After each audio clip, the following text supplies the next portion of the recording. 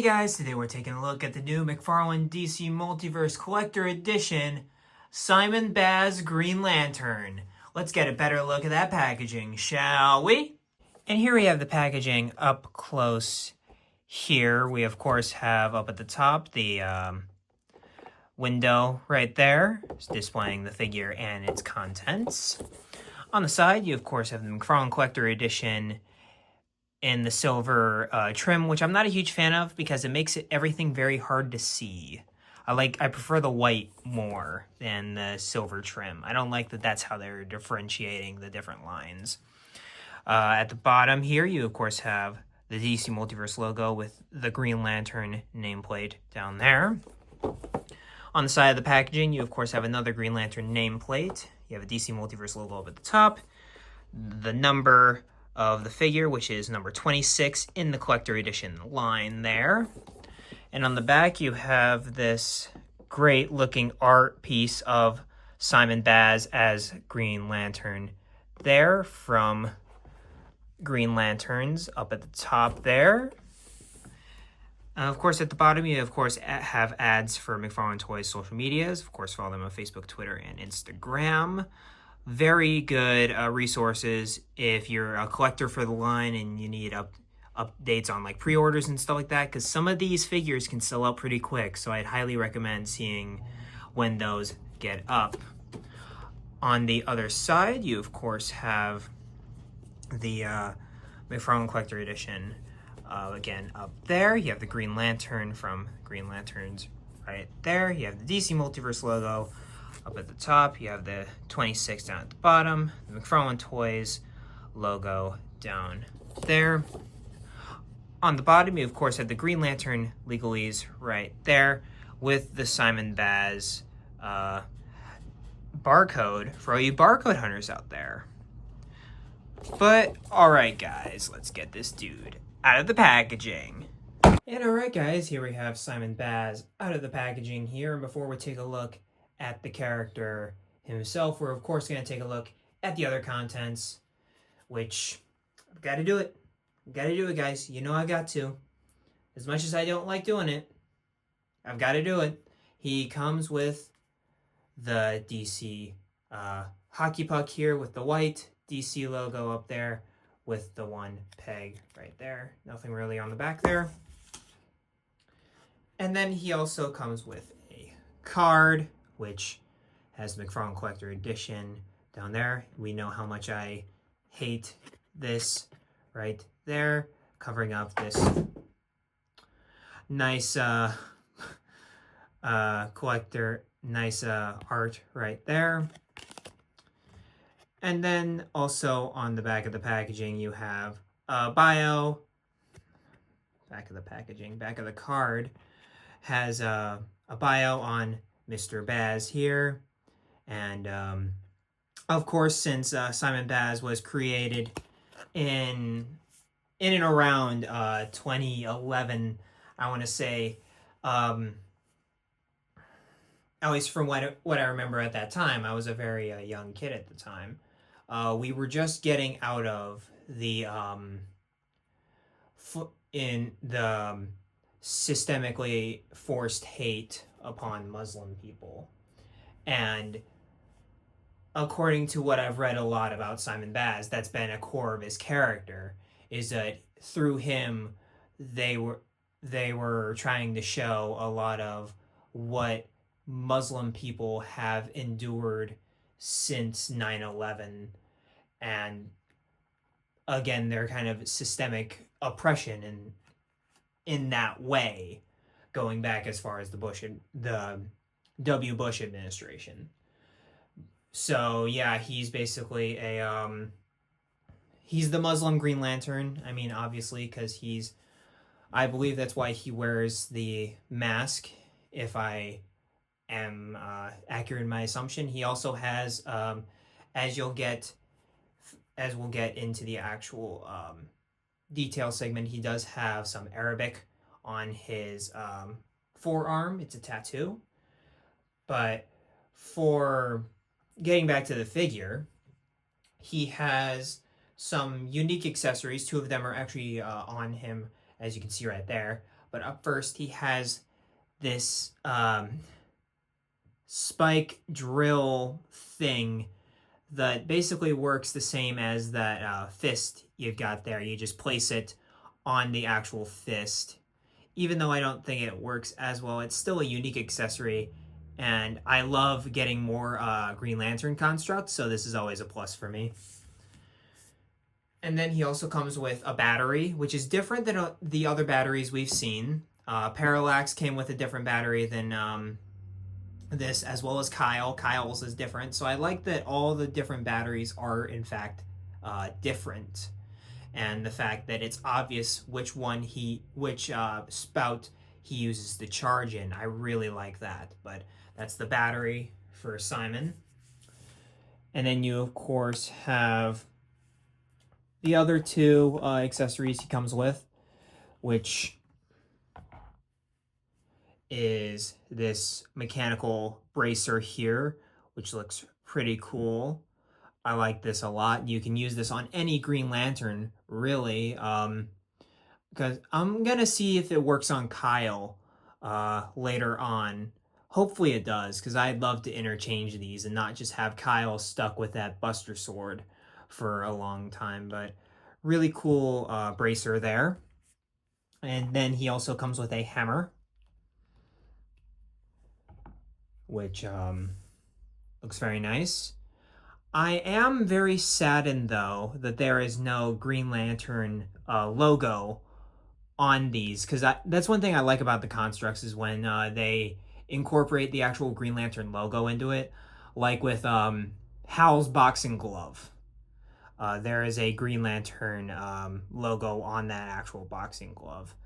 But I really like that, so I'm kind of sad to not see it here. And this hammer's a tad bit warped. So there is that, unfortunately, just how it managed to come out the packaging. And then I think this is just going to be the new meta from now on in terms of actual, instead of head sculpts, we're going to be getting just face sculpts, because he actually came with this gritting teeth face on, which doesn't look bad at all. It looks pretty good, actually. I really like... McFarlane has gotten way better at doing teeth. Their teeth has really upgraded and gotten a lot more realistic. I appreciate that a lot. And the eyes did really well. Overall, I really do like the face. And then you have the smiling version of that, which looks great as well. But here comes the review of the actual figure. And as you can tell, if you're a long-standing member, if you know the line, if you know the Bucks, this is a very familiar Buck to you, because this is the Booster Gold Blue Beetle body. And we all need another one of those, right? I'm kidding, of course, but I love it every time we get another Green Lantern. The Green Lantern mythos is one of the most underrated mythoses of DC. So I'm really excited to get a lot more Green Lantern love. And we are, in fact, getting a comic Guy Gardner, which is really cool. And he's the only one we're really missing outside of Jessica Cruz and... forgive me, I can't think of the Green Lantern from Future State. And she had a really good Joe from Far Sector. I heard Far Sector is great. I haven't had the chance to read it, but I heard Far Sector is really good. But with the head there, we have a really good sculpt right there. And how the actual faces work, if you don't know, is that you kind of find a piece like so, and you can see the actual separation throughout the mask, and it's actually hidden very well, I will say that. You just find some kind of separation, you pop it off, looks like that underneath. You got a little peg right there, just insert the peg into the hole. You have a brand new face. So that works really well. I do like, again, the mask looks very good. I like the black. And I overall like his design, and it makes him because he is a darker skinned Green Lantern, you'd automatically start comparing him to John Stewart. So I love the decision to give him the mask, to really make him different from a character like John Stewart. And even though John Stewart's a sordid history was to be the Black Green Lantern, and he is, and Simon Baz is, of course, the Arabic Green Lantern, you still have enough differences there for less intelligent people to not confuse them. And of course, you on the chest here, you have the Green Lantern logo, which looks very nice. A lot of the line work is very good. And overall, the use of this body buck is very good. I do like how this body buck is actually used.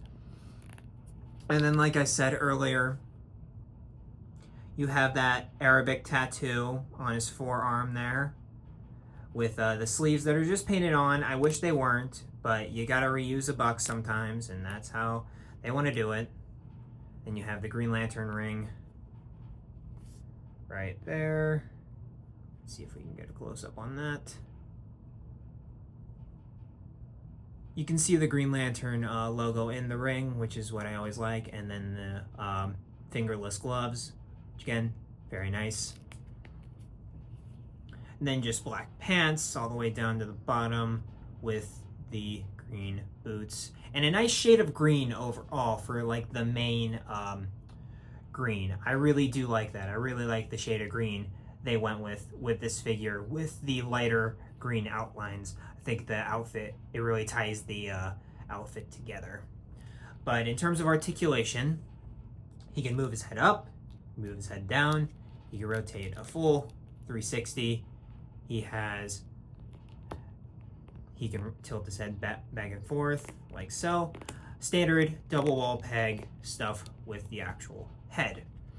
For the shoulders, he of course can move his arms out and around like so, and has a butterfly joint in there as well. Very nice butterfly joint, I might add. Same thing with what I said about the Christopher Reeve figure. Very good butterfly joint here. They're really improving the butterfly joint, which gives a lot more posability and a lot more humanity to these figures.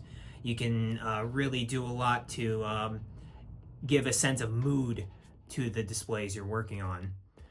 And then you, of course, have bicep swivel right there. He has double jointed elbows, which again, older buck, but yowza. And then for the wrists, which I really do hate these arms in particular because of how small the wrists are compared to the rest of the figure. Like, it's actually disorienting to look at how small those wrists are. But anyway, he can move his wrists up and down like so, and then you can rotate the actual joint and have him move in and out like so. Again, I love these wrist joints. They're some of my favorite parts of the actual McFarlane sculpt. For the body, for the torso, he can move all the way around like so. Standard McFarlane torso there. He can crunch that far forward. He can move that far back. I'm beating a dead horse here, but if you switch those ranges around, that would be perfect. And then for the legs, he has standard McFarlane legs if you've ever seen him. He has very good thigh pivot because the Booster Gold Blue Beetle buck has very good thigh pivot. Double jointed knees, which look very good. And then up at the top of the leg, you can rotate. At the top of the ankle, you can rotate. And then at the bottom, you have ankle pivot, and then a nice ratchet at the actual hinge right there. And of course, toe articulation, like all of the figures do in the line. And here we have all of my Green Lanterns we have in the collection so far. At least modern Green Lanterns, because I'm not including Alan Scott. We, of course, have Jon Stewart right there, Simon Baz, Hal Jordan right there, Kyle Rayner, and technically the multi-pack, but it's Tomar Ray's head right now, so Tomar Ray.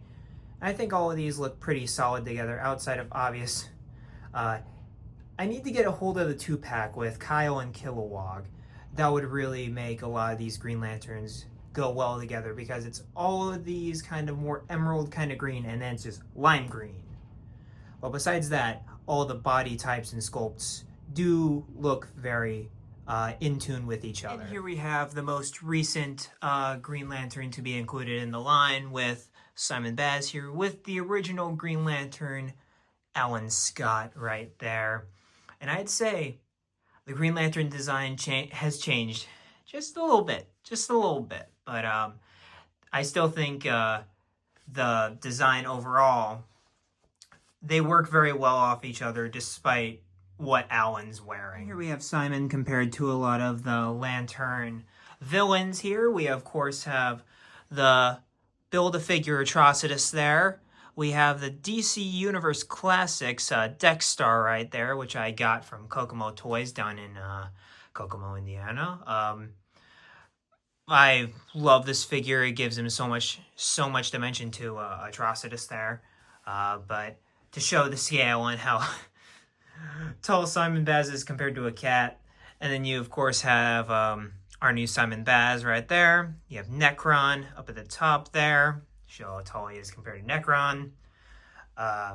Parallax, Hal Jordan right there. You have Power Ring in the back there. I don't know if he's actually named Jon Stewart or not. I don't really remember. But it is the Jon Stewart version of the character, the opposite version of Jon Stewart. And then you, of course, have Sinestro right there. And I'd say he looks good with all of the versions of these characters, even though Sinestro and Atrocitus might be a little bit over-textured compared to Mr. Baz. And here we have Simon Baz compared to the first figure from the wave we took a look at, which is Christopher Reeve, Superman there. And I mean, they do go well together, but it's clear which one is far superior, and that is Chris Reeve right there. But they do go well together. I mean, they could pair up very well. I mean, Chris Reeve is a very universal Superman. You can kind of do whatever you'd want with the figure, put him in any role, and he'd fit it well. But Simon, I don't think would go well with him just because, again, like I talked about in the Christopher Reeve review, when you have figures from different periods, a lot of them tend to not match with each other because the designs are a lot more basic. This is one of them. But overall, really good start to the wave, even though Chris Reeve is miles better than the Simon Baz figure overall. And yeah, guys, that's kind of it for what I have for Mr. Simon Baz here. And overall, I'd say solid. He's a solid figure. I mean, I do like the fact that he comes with a lot of different accessories, but it is a reuse buck, so there is that. There's only really the new head, and the rest seems to be reuse. I do like the fact that he comes with a gripping hand and a lantern fist, but I am kind of disappointed, though, that they didn't go with, because in the comics, he uses, at least for a certain era of his history, he used a firearm because he didn't trust the ring. Like it would, he thought it would short out when he'd need it most, kind of deal. So, I do kind of wish that he would have had a kind of firearm, but if you want that version of Simon Baz, there is a DC Direct version that has that. And this is the more modern version of Simon Baz, where he relinquished the gun. So there is that. But overall, I think he's a solid figure. Again, if you're a Green Lantern fan, you have to have him, because he's one of the human Green Lanterns. And if you want to have like an extended Justice League, you're gonna want to have him too. But besides that, I don't see a lot of people really wanting to get this figure outside of the fact that he does come with some really cool accessories, and I think that'll really push it over. And that's one thing I'm happy about with the collector edition is that Todd actually listened and stopped giving us the card stands and started giving us more accessories. That's what we need from this line. I'm very happy to see it. And Simon is a pure indication of that from the fact that we have multiple lantern constructs and the power battery and multiple faceplates. So I'm really happy to see that. But overall, I'm going to have to just be very lukewarm and give it a 7. He's average. I mean, it's reuse, and it's kind of carried from the fact that he has a lot of accessories and faceplates and stuff like that. But that's kind of all I have for this guy here. Let me know what you think about Simon Baz down in the comments down below. I'd really appreciate it. Engaging with you guys really helps me through the editing process. And